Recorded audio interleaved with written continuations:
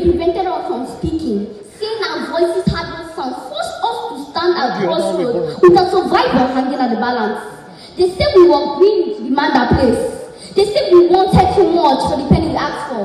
For the longest of time, we were drowning and struggling to breathe, even though equipped with the many blessings that blesses the nation.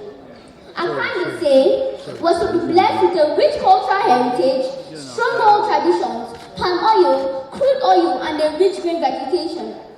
Our crime, they say, was to seek the scope control and drawing awareness to the problems in Niger-Delta.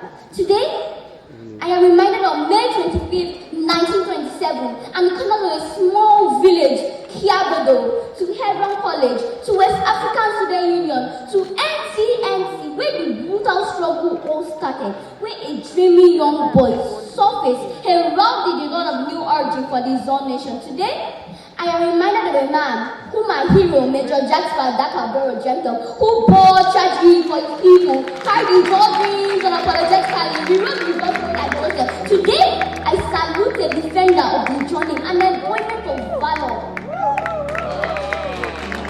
A voice of truth that spoke so loud and clear that all the inhabitants of the earth could hear. From colonialism to independence, he saw it all, leaving an indelible mark on our democratic journey. A legend, an activist like Martin Luther King, Ose Fari Bimo, a man who answered call of service in 1953.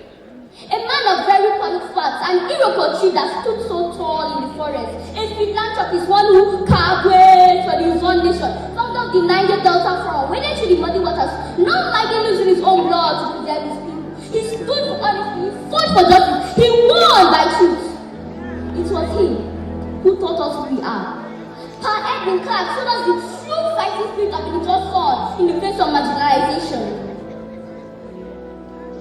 And whenever the angels of civilization are remembered, we remember you, Pakla. Generations to generations will chant your praise. Even in his final breath, he is still speaking. I hear his voice and see his handwriting, boldly in every grown sons and daughters. Tell your brother, make him just raise the combatants let him get no closer fall for and her, most likely fall. Shed no tears for he lives. Oh, sing the name, Pakla.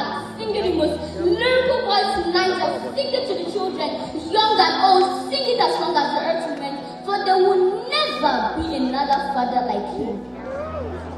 He lived the jaw and died the jaw. Farewell, our great father. Thank you.